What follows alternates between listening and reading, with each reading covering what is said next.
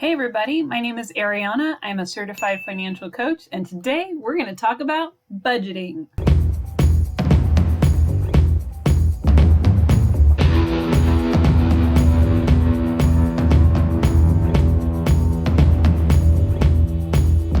Yep, it's the dreaded B word. Nobody thinks that they like to budget unless you're a nerd like me, and then you absolutely love to budget.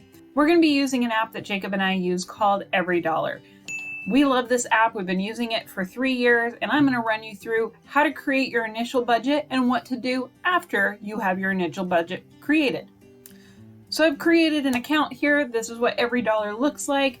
Typically, we would do the month beforehand. So for instance, right now I'd be doing my May budget and preparing that, doing it before the month begins.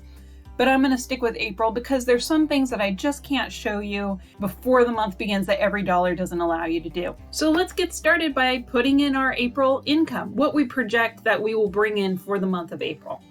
I'm going to start by adding our paychecks in, what we think we're going to bring in for the month. Jacob and I get paid each twice per month, so there'll be 4 paychecks that I'll be adding to this income.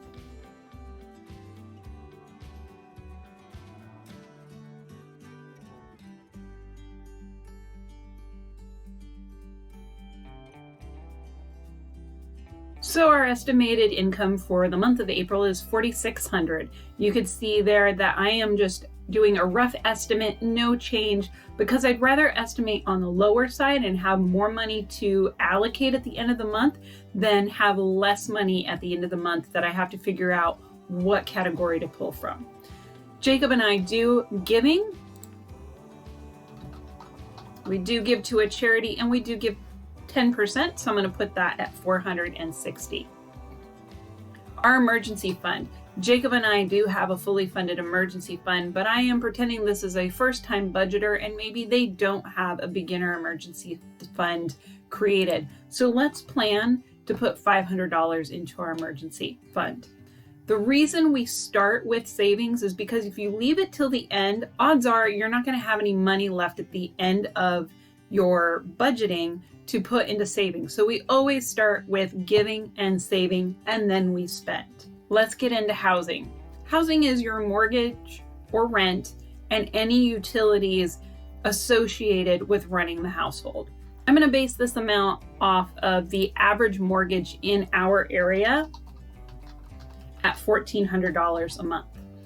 And let's add in the rest of our categories for utilities.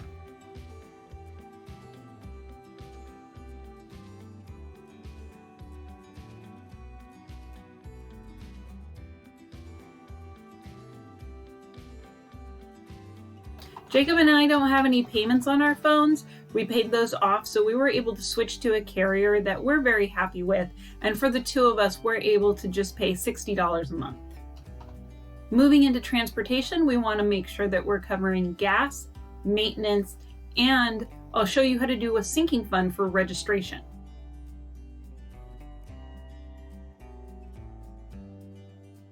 So here I'm going to put in $15 for registration.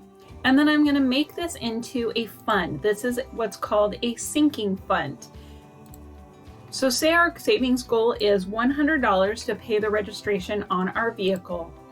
Now we have created a fund. And when I close this out, you'll see that there is a little piggy bank now next to the word registration.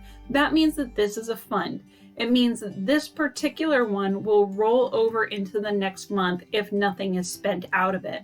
So that $15 line item will then go into May, and the remaining balance will then show $30. You can do that for all of your funds, some of your categories, or none of your categories. Is completely up to you. But for things that you're saving up for, this is a really good way to track your savings. Let's get into the food. So far we've covered most of our 4 walls. We've covered our emergency savings, we've covered our shelter including utilities, we've covered our transportation, and now we're going to talk about food. We keep our restaurants and our groceries separate, so I'm going to budget $100 for April restaurants. Insurance. This can cover a whole gamut of things from life insurance, long-term disability insurance, and your car insurance. So I'm going to put a few of those categories into this insurance umbrella.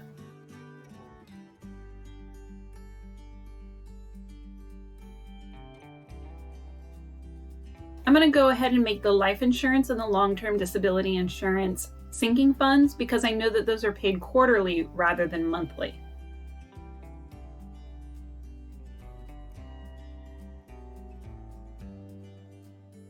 All right, the lifestyle section. This is really important that you give yourself some room for wiggle room. This is where I would put anything like Netflix, Disney Plus, Hulu, those subscriptions. Also key is that you're giving yourself some spending money. The budget is not to restrict you, it's to allow you to have some fun. So Jacob and I always put in some spending money.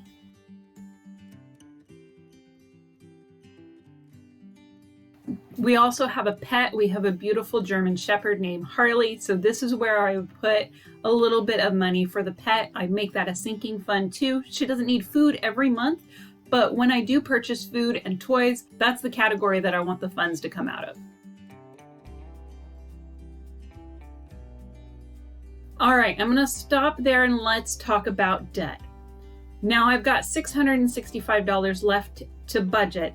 If I had debt, if I had a car payment, if I had a student loan payment, if I had a credit card payment, it's very quickly going to start robbing me of my paycheck on these things that I've bought on credit. I'm going to show you how this example works. I'm going to put in a student loan payment so you can see how every dollar manages that.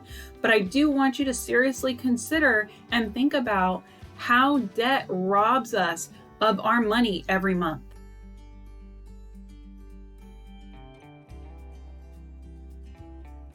I still have $465 left to budget, and since I am in baby step 1, building my emergency fund up, I want to put extra into that emergency fund. But then Jacob reminded me that we want to go camping this summer, and that's going to take a little bit of cash to have some fun camping. So I'm going to go ahead and create a camping fund and put $50 in that for the next 4 months so that we can plan to go camping in August. All right, I'm gonna throw our extra $415 into our emergency fund, bringing that to $915. And you can see we have created an every dollar budget. This is awesome, way to go. You've done the first step. The second step of this is so critical, is tracking.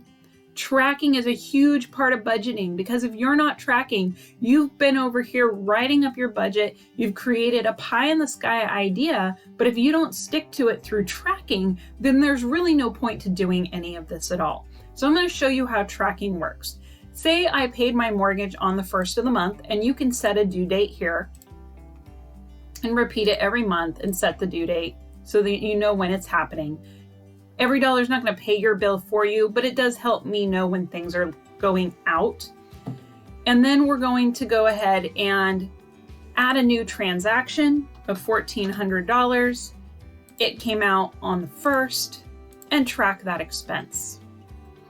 Another good example of this is under groceries. Let's say I went to Winco and I spent $100 and I tracked that expense.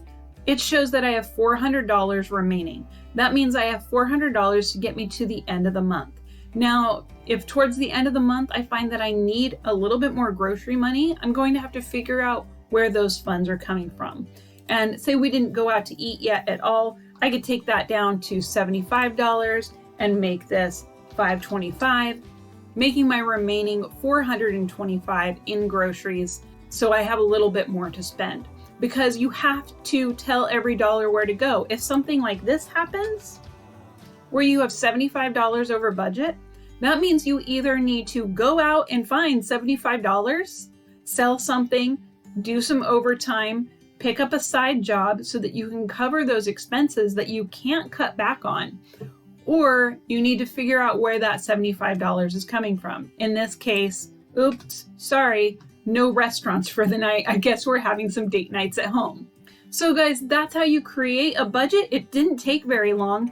And then tracking, I can do this app on my phone and I can track right here in the phone. As soon as I'm done grocery shopping, I pull up this app and I go to the page and I add that transaction so that I'm not waiting till I get home. I'm not saving my receipts in a bag on my car seat. I'm doing that right then, right there. Even while I'm waiting at the gas pump for the numbers to tick through, I'm pulling that up. I'm saying gas at Safeway, and I'm waiting for the little thing to go click, and then I'm putting in how much I spent.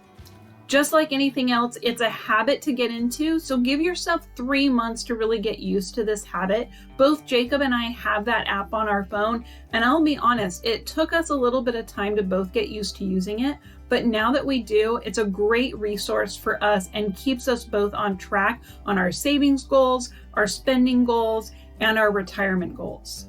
All right, guys, that's how you do a budget. If you have some questions for me, put it in the comments below. Make sure you like up this video, subscribe, comment, ring the bell so that you get notifications of when our next videos go up, and I'll see you next time. Rumblers out.